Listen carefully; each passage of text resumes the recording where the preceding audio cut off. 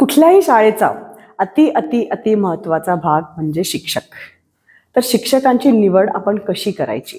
कारण योग्य शिक्षकच एका मुलाला आकार देऊ शकतो, घडवू शकतो. तर शिक्षक चूज करताना किंवा शिक्षकांना इंटरव्ह्यू घेताना मी काय काय बघतो? एक तर पहिला सर्वात महत्त्वाचा त्यांचा एक्सपिरियन्स, की त्यांनी किती वर्ष शाळेमध्ये काम केलेलं आहे, कुठल्या वर्गामध्ये शिकवलेलं आहे. कारण भरपूर वयोगट असतात शाळेमध्ये, लहान वर्ग असतो, मोठा वर्ग असतो, सिनियर स्टुडंट्स पण असतात. मग या शिक्षकांनी कुठल्या वर्गासाठी काम केलेलं आहे, कुठल्या विषयासाठी काम केलेलं आहे, आणि त्यांचं ज्ञान पाहणं महत्त्वाचं नाही आहे. कारण आता सगळ्यात महत्त्वाचं झालं ॲटिट्यूड, की एखादा शिक्षक जर एखाद्या मुलाने चुकीचा प्रश्न विचारला तर तो त्याला कसा सांभाळतो. कारण आता आपण वर्गामध्ये तू चुकला रे, तू शांत बस असं म्हणून चालत नाही. तू चुकलायस पण तू काय प्रयत्न करणारस का, परत प्रयत्न करतोस का, तू असं करतोस का, हे ते मुलांना गाईड करणं खूप जरुरी झालेलं आहे. आता शिक्षक हा एक महत्त्वाचा भाग आहेच, पण शिक्षकांबरोबरच बरेचसे लोक आपल्याला लागतात. तर शिक्षकांमध्ये काय लागतं आपल्याला? म्युझिक टीचर लागतात, डान्स टीचर्स लागतात, कम्प्युटर टीचर्स लागतात, आणि सर्वात महत्त्वाचं स्पोर्ट्स टीचर्स लागतात. मग स्पोर्ट्समध्ये PE एज्युकेशन असणं खूप गरजेचं आहे. एखाद्या स्पोर्ट्स टीचरला वेगवेगळे स्पोर्ट्स जर शिकवायचे आहेत तर त्यांना फिजिकल एज्युकेशनची डिग्री असणं खूप जरुरी आहे. मग लायब्रेरियन आपल्याला लागतात. मग मास्टर इन लिब किंवा master in library science, bachelor in library science, हे क्वालिफिकेशन असलेली लोक आपण लायब्रेरियनसाठी चूज करतो.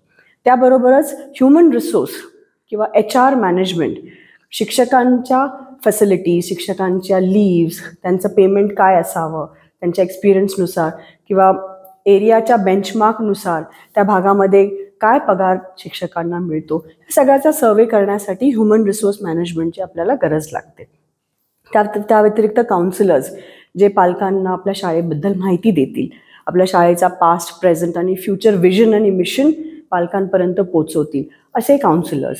स्पेशल एज्युकेटर्स, कारण आपण आता पाहतोय ऑटिझमचं, ADHD मुलांचं प्रमाण वाढत आहे. म्हणजे माझ्या शाळेत किंवा इतरही शाळांमध्ये गव्हर्नमेंटनी 1% स्पेशल स्टुडंट्स घेणं कंपल्सरी केलेलं आहे.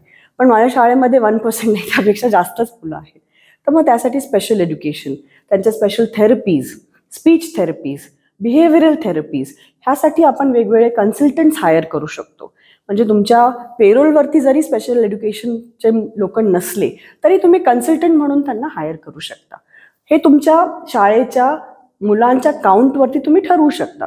कारण तुमच्या शाळेचा मुलांचा काउंट जर 100 मुलं असतील, त्यासाठी तुम्हाला फुल टाईम स्पेशल एज्युकेटर नाही परवडत.